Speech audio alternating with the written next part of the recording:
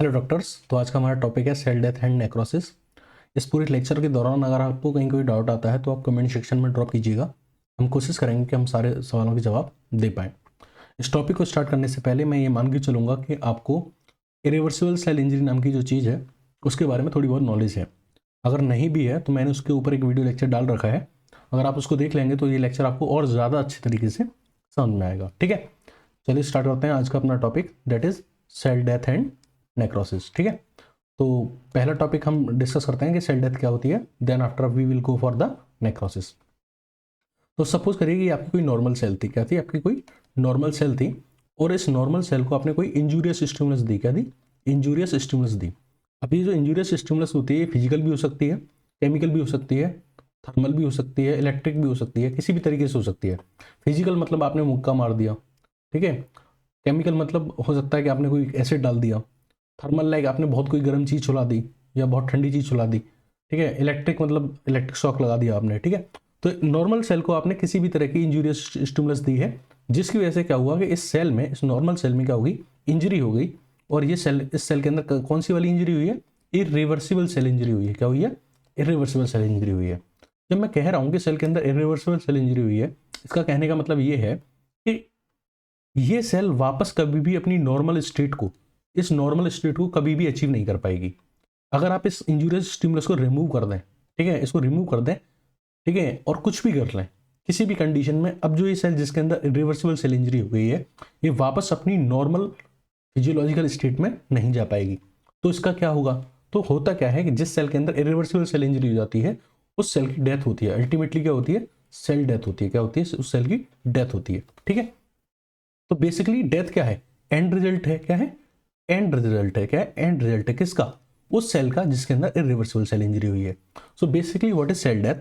Cell death is the end result of irreversible cell injury in a cell. तो किसी cell के अंदर अगर इरिवर्सिबल सेल इंजरी हो जाती है तो उसका एंड रिजल्ट क्या होता है? सेल डेथ होता है।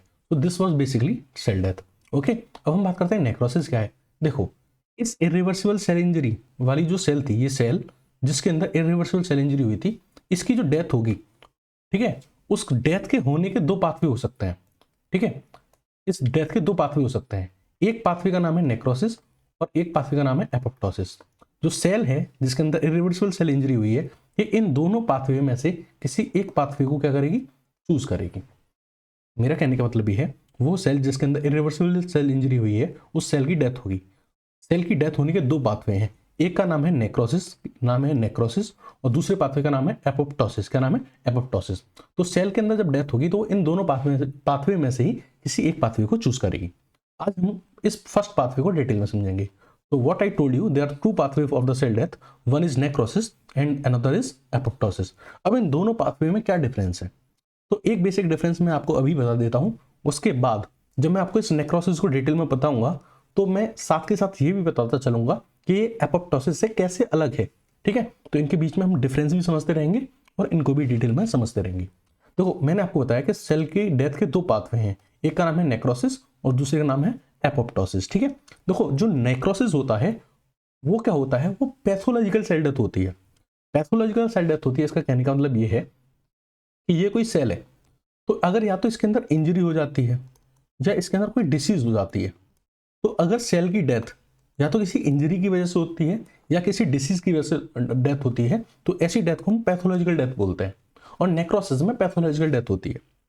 यानी अगर किसी भी सेल के अंदर डेथ इसलिए हो रही है कि या तो वो इंजर्ड है या फिर उसके अंदर डिसीज है, तो डिसीज या फिर इंजरी की वजह से अगर किसी सेल के अंदर डेथ होती है तो उसको पैथोलॉजिकल डेथ बोलते हैं। एक और डेथ होती है जिसको हम फिजियोलॉजिकल डेथ बोलते हैं। क्या बोलते हैं? Physiological death. ये नॉर्मल डेथ होती है, ये नेचुरल डेथ कह सकते हैं आप इसको। अगर मान लीजिए किसी भी सेल में जो डेथ हो रही है वो अगर नेचुरल डेथ हो रही है तो हम इसको फिजियोलॉजिकल डेथ बोलते हैं। देखो, होता क्या है कि हमारी बॉडी के अंदर जब डेवलपमेंट चलता है, जब हम एम्ब्रियोनिक कंडीशन में होते हैं यानी मदर के यूट्रस में होते हैं और हमारी बॉडी के डेवलपमेंट चल रहे होते हैं, तो उस टाइम पे हम बहुत सारी जो सेल्स होती हैं हमारी बॉडी के अंदर उनको हम डिस्ट्रॉय करते हैं, उनसे हम गेट रिड ऑफ होते हैं। और उन सेल का डिस्ट्रॉय होना वो हमारी बॉडी के डेवलपमेंट का एक पार्ट है, हमारी नॉर्मल फिजियोलॉजी का एक पार्ट है बेसिकली कहूँ तो वो फिजियोलॉजिकल डेथ है, उसे हम पैथोलॉजिकल डेथ नहीं कहेंगे। पैथोलॉजिकल डेथ तभी कहेंगे जब या तो इंजरी से हो या फिर डिसीज से हो। तो मैं आपको ये बताना चाह रहा हूँ कि नेक्रोसिस में जो डेथ होती है सेल के अंदर वो हमेशा पैथोलॉजिकल सेल डेथ होती है। यानी नेक्रोसिस में सेल डेथ होगी, उन सेल्स की डेथ होगी जिनके अंदर या तो इंजरी हुई है या फिर कोई डिसीज हुई है। लेकिन वहीं अगर मैं एपोप्टोसिस की बात करूं तो एपोप्टोसिस में दोनों तरह की डेथ हो सकती है।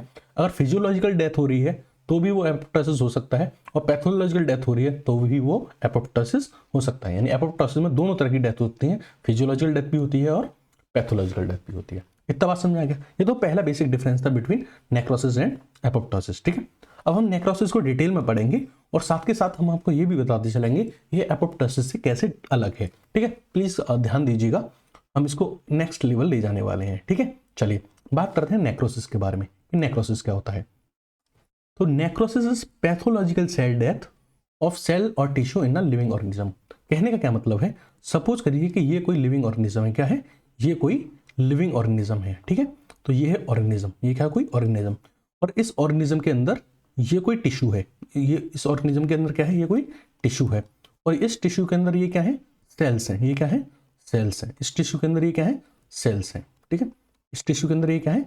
सेल्स हैं। ठीक है, चलिए अब मैं बता रहा हूं कि ये जो आपका ऑर्गेनिज्म है इसके अंदर टिश्यू है और इस टिश्यू के अंदर क्या है? सेल्स है। ठीक है, अब इन सेल में मान लीजिए किसी इस सेल में क्या हो जाती है? कोई इंजरी हो जाती है या कोई डिसीज हो जाती है। तो इंजरी होने की वजह से या डिसीज होने की वजह से अगर इस सेल की डेथ हो जाती है, क्या हो जाती है?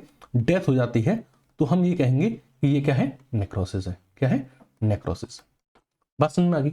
मैं यहाँ ये फोकस क्यों कर रहा हूं कि ये organism in a living organism, ये वर्ड मैंने क्यों लिखा है?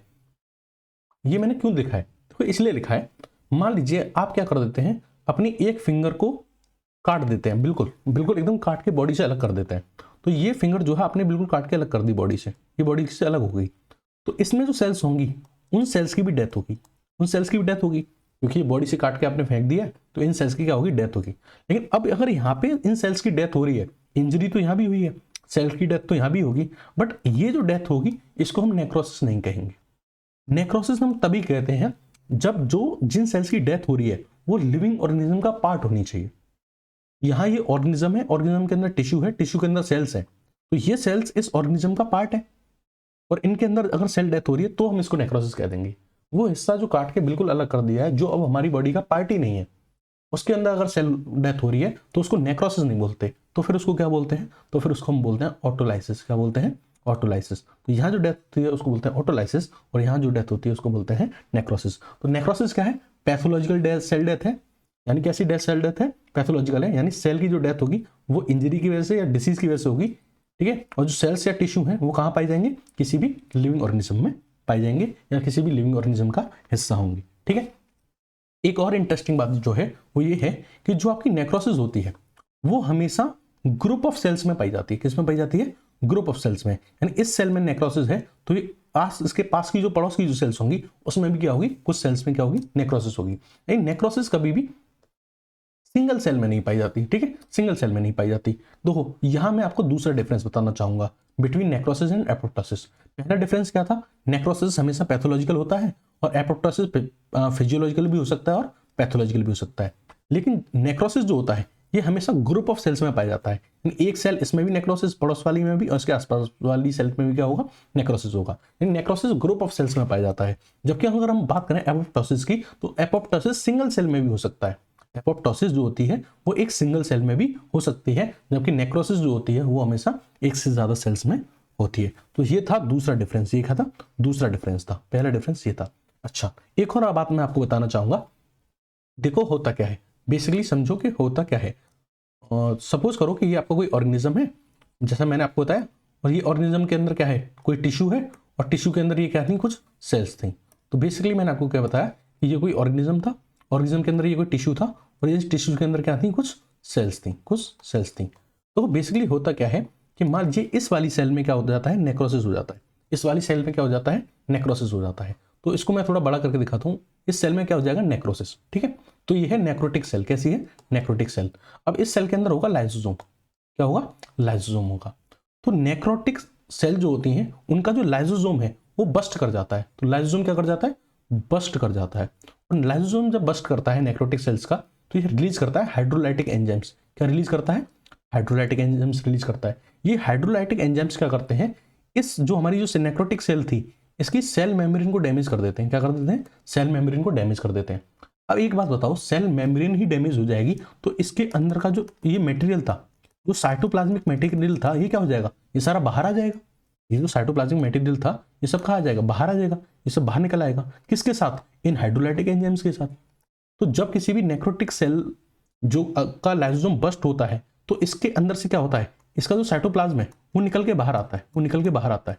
ठीक है, किसके साथ? हाइड्रोलाइटिक एंजाइम्स के साथ। और ये क्या करता है? जो आस पड़ोस की जो सेल्स होती हैं उनको भी क्या करता है? डैमेज करता है। तो क्या करता है? जो नेबर सेल होती हैं, जो क्या होती हैं? नेबर सेल्स होती हैं, उनको भी क्या करता है? डैमेज करता है।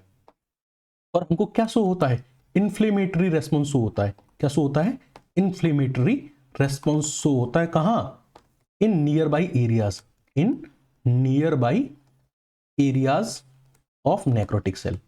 नेक्रोटिक सेल के नियर बाई एरियाज में हमें इन्फ्लेमेटरी रेस्पॉन्स देखने को मिलता है और ये पड़ोस की सेल्स को भी क्या करता है? डैमेज करता है। इसलिए नेक्रोसिस जो होती है वो ग्रुप ऑफ सेल्स में पाई जाती है। किसमें पाई जाती है? ग्रुप ऑफ सेल्स में पाई जाती है। बात समझ आई? तो ये तो था नेक्रोसिस के बारे में। अगर मैं इसको रिलेट करूं किससे? एपोप्टोसिस से, तो यहां आपको तीसरा डिफरेंस इन दोनों के बीच में समझ में आएगा। यहां आपको इन्फ्लेमेशन शो हो रहा है, लेकिन एपोप्टोसिस में कोई भी इन्फ्लेमेशन आपको शो नहीं होता। No inflammation, no inflammation. Apoptosis में आपको इन्फ्लेमेशन देखने को ही नहीं मिलता। उसका रीजन क्या है?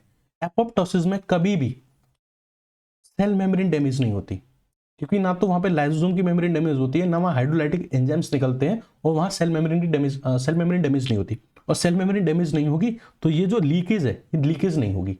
ये जो लीकेज हो रही है यहाँ पे साइटोप्लाज्म की, ये लीकेज ही नहीं होगी, क्योंकि ना तो वहां पे हाइड्रोलाइटिक एंजाइम रिलीज होते हैं, ना वहां सेल मेम्ब्रेन डैमेज होती है, और ना ही वहां पे लीकेज होती है। तो इन्फ्लेमेशन किसका किसका फीचर है? नेक्रोसिस का। इसका नेक्रोसिस का।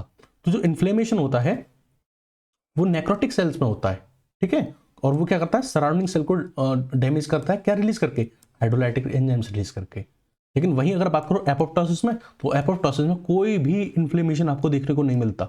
रीजन क्या है? कि एपोप्टोसिस में कभी भी आपकी सेल मेम्ब्रेन डैमेज नहीं होती, वहां हाइड्रोलाइटिक एंजाइम्स नहीं निकलते, वहां एक दूसरा एंजाइम निकलता है जिसका नाम है कैस्पेज, जिसके बारे में हम डिटेल में बाद में बात करेंगे। तो यहां आपको तीसरा डिफरेंस समझ में आ गया। और भी डिफरेंस आप काउंट कर सकते हैं। पहला तीसरा डिफरेंस क्या था? कि नेक्रोसिस इन्फ्लेमेशन शो करता है बट एपोप्टोसिस इन्फ्लेमेशन शो नहीं करता। एक और आप यहां डिफरेंस क्रिएट कर सकते हैं कि नेक्रोसिस में क्या होती है? सेल मेम्ब्रेन डैमेज होती है क्योंकि हाइड्रोलाइटिक एंजाइम्स निकलते हैं, जबकि एपोप्टोसिस में ना तो सेल मेम्ब्रेन डैमेज होती है, ना तो सेल मेम्ब्रेन डैमेज होती है, ठीक है, और ना ही हाइड्रोलाइटिक एंजाइम्स निकलते हैं। ये आप एक और डिफरेंस इसमें समझ सकते हैं। इतनी बात समझ में आ गई? नेक्रोसिस और एपोप्टोसिस में डिफरेंस समझ में आ रहे हैं? ठीक है, चलिए हम अपनी वापस बातों की पे आ जाते हैं। हमने आपको क्या समझाया था? बहुत ज़्यादा स्ट्रेसफुल हो गया ना?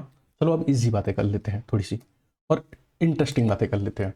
तो वापस हम उसी कहानी पे आ जाते हैं कि हमारी जो नॉर्मल सेल थी, इसको आपने इंजूरियस स्टिमुलस दिया तो इसके अंदर क्या हो गई? इरिवर्सिबल सेल इंजरी हो गई।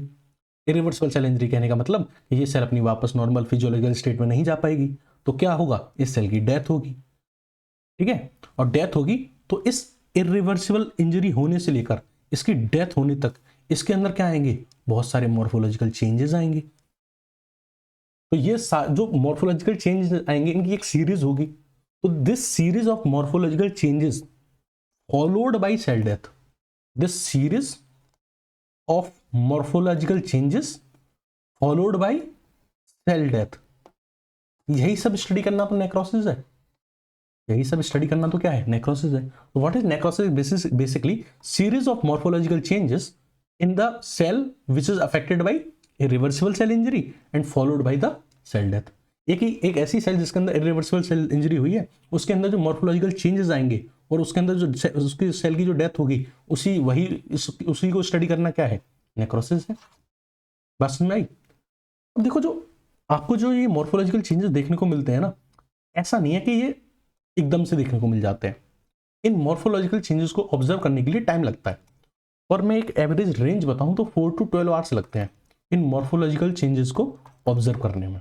इन मॉर्फोलॉजिकल चेंजेस को आप लाइट माइक्रोस्कोप की हेल्प से एग्जामिन कर सकते हैं, लेकिन ये 4 to 12 आवर्स लगते हैं depending upon tissue, depend upon cell या टिश्यू।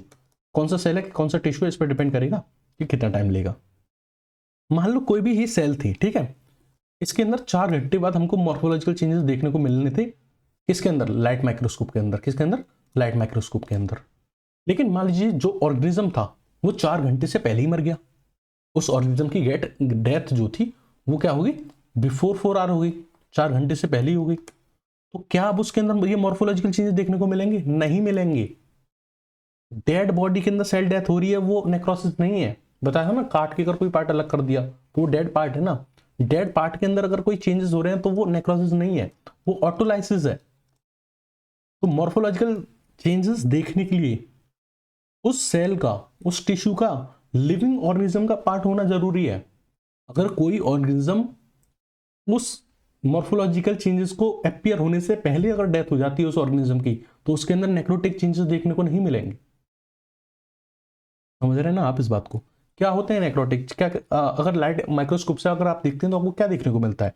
बेसिक बेसिक बातें कर लेते हैं। आपको पिंक पिंक देखने को मिलेगा, वो जहां भी नेक्रोसिस हुई है वो एरिया पिंक देखने को मिलेगा, और वहां पे आपको इन्फ्लेमेशन दिखाई देगा। और इन्फ्लेमेशन क्यों दिखाई देगा वो मैं आपको पहले बता चुका हूं कि जिस सेल में रिवर्सल सेल इंजरी होती है वहां क्या होता है, लाइसोसोम की मेम्ब्रेन रप्चर करती है, उसमें से हाइड्रोलाइटिक एंजाइम्स निकलते हैं जो सेल मेम्ब्रेन को डैमेज करते हैं, जिसकी वजह से सेल का जो साइटोप्लाज्म है वो बाहर निकल आता है। वो बाहर निकल आता है तो जो आस पड़ोस की सेल्स हैं उनको अफेक्ट करता है, जिसकी वजह से वो सराउंडिंग वाला जो एरिया वो इन्फ्लेमेशन शो करता है। तो इन्फ्लेमेशन देखने को मिलेगा। ठीक है, अब एक सवाल आता है कि सर ये मॉर्फोलॉजिकल चेंजेस आ क्यों रहे हैं? ये मॉर्फोलॉजिकल चेंजेस इस सेल के अंदर आ क्यों रहे हैं? तो मॉर्फोलॉजिकल चेंजेस क्यों आ रहे हैं, इसका रीजन है कि इस सेल के अंदर क्या हुई है? इरिवर्सिबल सेल इंजरी हुई है। ये वापस अपनी नॉर्मल स्टेट में नहीं जा सकती, इसकी अल्टीमेटली डेथ होगी, इसलिए इसके अंदर मॉर्फोलॉजिकल चेंजेस दिखाई दे रहे हैं। दूसरा सवाल होता है कि सर ये मॉर्फोलॉजिकल चेंजेस हैं क्या जिनके बारे में हम बात कर रहे हैं? ऐसे क्या मॉर्फोलॉजिकल चेंजेस आ रहे हैं इसके अंदर की जिसकी वजह से डेथ हो रही है? तो अगला सवाल है कि व्हाट चेंजेस, वो मॉर्फोलॉजिकल चेंजेस क्या है? तो 3 मेन मॉर्फोलॉजिकल चेंजेस होते हैं। 3 मेन मॉर्फोलॉजिकल चेंजेस होते हैं किसी भी सेल के अंदर जब उसकी डेथ होती है उसके पहले। पहला, उसके अंदर की जो प्रोटीन्स होती हैं वो डीनेचुरेट कर जाती हैं। उस सेल के अंदर जो प्रोटीन्स होती हैं वो डीनेचुरेट कर जाती हैं। और प्रोटीन सेल के अंदर 2 तरह की होती हैं, एक होती है स्ट्रक्चरल और दूसरी होती है फंक्शनल। अभी प्रोटीन क्यों डीनेचुरेट करती हैं उसको अगर हम डिटेल में समझें, और ये बात मैंने इरिवर्सल सेल इंजरी में भी बहुत डिटेल में समझाई है, यहाँ मैं उसको शॉर्ट में आपको डिफाइन कर देता हूँ। देखो होता क्या है कि आपके जो सेल होती है उसके बाहर जो फ्लूइड होता है उसको हम एक्स्ट्रा सेलुलर फ्लूइड बोलते हैं। और ये 99% इसमें क्या होता है, मतलब आपकी जो बॉडी का जो कैल्शियम है वो 99% कहाँ रहता है? बाहर रहता है। और सिर्फ 1% जो कैल्शियम होता है वो कहाँ रहता है? अंदर रहता है। 1% कैल्शियम क्या रहता है? अंदर रहता है। और आपकी बॉडी का 99% जो कैल्शियम होता है वो सेल के बाहर रहता है एक्स्ट्रा सेलुलर फ्लूइड में। और इंट्रा सेलुलर फ्लूइड में कितना रहता है? 1%। और ये जो 1% इंट्रा सेलुलर फ्लूइड में रह रहा है ये किस किस के अंदर रहता है? माइटोकॉन्ड्रिया के अंदर और स्मूथ एंडोप्लाज्मिक रेटिकुलम के अंदर। इतनी बात समझ में आ रही है आपको? तो जब भी किसी भी सेल के अंदर इरिवर्सिबल सेल इंजरी होती है तो हमको क्या देखने को मिलता है कि ये जो बाहर वाला जो कैल्शियम था, जो बाहर ये जो कैल्शियम था ये सडनली अंदर एंटर कर जाता है। ठीक, इसका क्या होता है? इन्फ्लक्स होता है। किसके केस में? इरिवर्सिबल सेल इंजरी के केस में। ठीक है, आपको ये जानना जरूरी है कि कुदरत ने आपके अंदर ऐसा मैकेनिज्म बनाया हुआ था कि आपका 99% जो कैल्शियम था वो बॉडी के, वो सेल के बाहर था, एक्स्ट्रा सेलुलर फ्लूइड में था। सेल ने ऐसा क्यों किया था? बॉडी ने ऐसा क्यों किया था? देखो ये जो कैल्शियम है ना, ये एक्ट करता है कोफैक्टर की तरह। हमारी जो साइटोप्लाज्म है उसके अंदर जो एंजाइम्स हैं वो इनएक्टिव फॉर्म में है। किस फॉर्म में?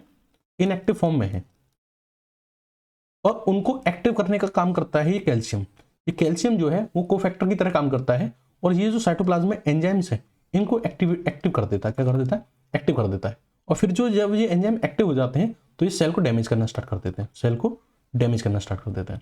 एग्जाम्पल के तौर पे समझिए, जब भी हमारे अंदर इरिवर्सल सेल इंजरी हुई थी तो जो कैल्शियम था उसके अंदर इन्फ्लक्स हो गया था, उसके अंदर एंट्री हो गई थी। तो कैल्शियम जैसे अंदर एंट्री किया, इसने क्या किया, हमारे साइटोप्लाज्म में क्या था? कैल्शियम इंक्रीज हो गया। तो साइटोप्लाज्म में जब कैल्शियम इंक्रीज हो गया तो उसने क्या किया कि हमारे साइटोप्लाज्म के अंदर बहुत सारे जो सेलुलर एंजाइम्स थे उनको एक्टिवेट कर दिया।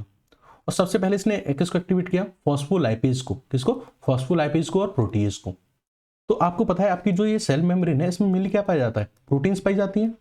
आपने सुना होगा tunnel protein, intrinsic protein, extrinsic protein, channel protein, proteins पाई जाती हैं। दूसरा क्या पाया जाता है? सबसे ज्यादा फॉस्फोलिपिड पाया जाता है। बात करो फॉस्फोलिपिड की बाइलेयर होती है, तो दूसरा क्या पाया जाता है, फॉस्फोलिपिड पाया जाता है, समझ रहे हैं ना आप।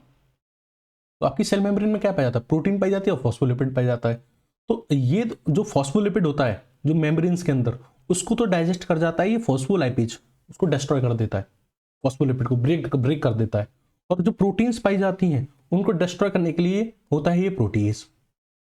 तो ये जो फॉस्फोलाइपेज है और जो प्रोटीएज है ये क्या करते हैं, जो सेल मेम्ब्रेन्स हैं, या तो जो ऑर्गेनली, जो सेल के अंदर ऑर्गेनली है उनकी सेल मेम्ब्रेन है, और जो पूरी सेल की सेल मेम्ब्रेन है उन सबको डिस्ट्रॉय करता है। यानी मान लीजिए कि अगर लाइसोसोम एक सेल ऑर्गेनली है, उसकी भी सेल मेम्ब्रेन, उसकी भी मेम्ब्रेन होगी, तो उन मेम्ब्रेन्स को भी डैमेज करेगा, और जो आपकी सेल की सेल मेम्ब्रेन है उनको भी डैमेज करेगा। तो कैल्शियम अंदर जाने से क्या हुआ, उसने प्रोटीज और फॉस्फोलाइपेज को एक्टिवेट किया, जो क्या कर रहे हैं, मेम्ब्रेन को डैमेज कर रहे हैं। ये और भी एंजाइम्स को एक्टिवेट करता है, जैसे एंडोन्यूक्लियस और एटीपीएस। एंडोन्यूक्लियस न्यूक्लियस को डैमेज करता है, और एटीपीएस क्या करता है, एटीपी का प्रोडक्शन डिक्रीज कर देता है। तो यहां आपने देखा कि क्या हुआ, डीनेचुरेशन ऑफ प्रोटीन्स हुई, प्रोटीन डैमेज हो रही है। तो एक तो ये चेंजेस आपको देखने को मिलेंगे कि आपकी जो सेल के अंदर सेल ऑर्गेनलीज थी, क्या थी, सेल ऑर्गेनलीज थी, उनकी जो मेम्ब्रेन थी वो डैमेज हो रही है, वो मेम्ब्रेन डैमेज हो रही है, क्या हो रही है, डैमेज हो रही है। और आपकी जो सेल मेम्ब्रेन है वो भी डैमेज हो रही है।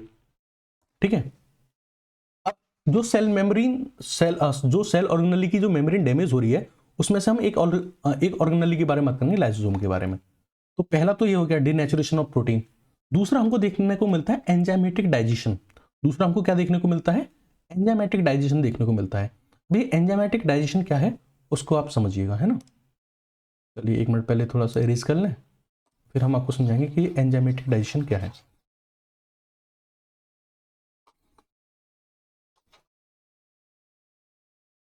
तो एंजाइमेटिक डाइजेशन क्या है, इसको समझने के लिए आप ऐसे समझिए कि देखो होता क्या है कि ये जो फॉस्फोलाइपेज और जो प्रोटीएज जो एक्टिवेट हुए थे, इन्होंने मेम्ब्रेन को डैमेज किया। और इन्होंने क्या किया कि इस सेल के अंदर जो लाइसोसोम था, इस लाइसोसोम की जो मेम्ब्रेन थी उसको भी डैमेज किया। अब लाइसोसोम की जब मेम्ब्रेन डैमेज होगी, लाइसोसोम की जो मेम्ब्रेन डैमेज होगी, तो क्या होगा, इस लाइसोसोम के अंदर जो हाइड्रोलाइटिक एंजाइम्स थे, इस लाइसोसोम के अंदर जो हाइड्रोलाइटिक एंजाइम्स थे वो निकल के बाहर आएंगे। वो क्या कहेंगे, निकल के इस सेल के बाहर आएंगे। जब ये हाइड्रोलाइटिक एंजाइम्स निकल के बाहर आएंगे तो ये क्या करेंगे, सेल के अंदर जो सेल के जो कंपोनेंट्स होंगे, सेल के जो कंपोनेंट्स होंगे, जो सेल ऑर्गेनलीज होंगी, उनको क्या करेंगे, डाइजेस्ट करेंगे। बात समझ में आ गई। तो पहला तो था डीनेचुरेशन ऑफ प्रोटीन, दूसरा था एंजाइमेटिक डाइजेशन। क्या था, एंजाइमेटिक डाइजेशन। ये एंजाइमेटिक डाइजेशन क्यों हो रहा है, क्योंकि यहां इस वाले पोर्शन में जब सेल मेम्ब्रेन डैमेज हुई है, तो सेल मेम्ब्रेन डैमेज हुई है या जो सेल ऑर्गेनली है उनकी मेम्ब्रेन डैमेज हुई है, तो उससे क्या हुआ है कि जो लाइसोसोम था उसकी मेम्ब्रेन डैमेज हुई है। और जब लाइसोसोम की मेम्ब्रेन डैमेज हुई है तो लाइसोसोम के अंदर से हाइड्रोलाइटिक एंजाइम्स निकले हैं। अब ये जो हाइड्रोलाइटिक एंजाइम्स हैं ये क्या करते हैं, सेल के अंदर जो कंपोनेंट्स होते हैं उनको क्या करते हैं, डिस्ट्रॉय कर देते हैं। यानी सेल के अंदर जो सेल ऑर्गेनली होती है उनको डिस्ट्रॉय कर देते हैं। और ये हाइड्रोलाइटिक एंजाइम्स क्या करते हैं कि ये जो आपकी सेल मेम्ब्रेन है इसको भी डैमेज कर देते हैं। और जब ये सेल मेम्ब्रेन को डैमेज करते हैं तो क्या होगा, ये जो सेल के अंदर जो साइटोप्लाज्म भरा हुआ है, ये जो साइटोप्लाज्म भरा हुआ है ये क्या होगा, ये निकल निकल के बाहर आएगा। ये क्या होगा, साइटोप्लाज्म क्या होगा, ये निकल निकल के बाहर आएगा। ये साइटोप्लाज्म निकल के बाहर आएगा। और इस साइटोप्लाज्म के जब से साइटोप्लाज्म निकल के बाहर आएगा तो इसके अंदर और क्या होगा, ये हाइड्रोलाइटिक एंजाइम्स होंगे, ये हाइड्रोलाइटिक एंजाइम्स होंगे। और ये साइटोप्लाज्म और ये हाइड्रोलाइटिक एंजाइम्स क्या करेंगे, जो पड़ोस में जो सेल्स होंगी, जो आसपास की जो सेल्स होंगी, उनको क्या करेंगे, इंपैक्ट करेंगे। क्या करेंगे, उनको इंपैक्ट करेंगे। और जब ये इनको इंपैक्ट करेंगे तो क्या शो होगा, एक इन्फ्लेमेटरी रेस्पॉन्स शो होगा। क्या शो होगा, एक इन्फ्लेमेटरी रेस्पॉन्स शो होगा। ठीक है, तो थोड़ा हम वाइड कर देते हैं, एक मिनट थोड़ा सा, एक मिनट। ठीक है, तो आप यहाँ देख रहे होंगे। ठीक है, तो क्या होगा, इन्फ्लेमेटरी रेस्पॉन्स होगा। आस पड़ोस की जो सेल्स थी वो भी क्या हो जाएंगी, डैमेज हो जाएंगी। ठीक है, आसपास की जो सेल्स थी उनके अंदर भी डैमेज देखने को मिलेगा। इसको हम बोलते हैं इन्फ्लेमेटरी रेस्पॉन्स। अब देखो, ये तो था नेक्रोसिस के बारे में। मैंने आपको बताया था ऐसा कुछ भी आपको एपोप्टोसिस में देखने को नहीं मिलता। एपोप्टोसिस में ना तो इन्फ्लेमेशन होता है, ना ही सेल डैमेज होती है। ठीक है, ना ही इन्फ्लेमेशन होता है, ना सेल डैमेज देखने को मिलती है। तो जो इन्फ्लेमेशन है वो किसका फीचर है, नेक्रोसिस का फीचर है। किसका फीचर है, नेक्रोसिस का फीचर है। ठीक है, तो एक तो एंजाइमेटिक डाइजेशन इस तरीके से होता है कि जो हाइड्रोलाइटिक एंजाइम्स रिलीज हो रहे हैं वो क्या कर रहे हैं, एंजाइमेटिक डाइजेशन कर रहे हैं। Okay, is it clear to you. यहाँ तक क्लियर है आपको? एक मिनट,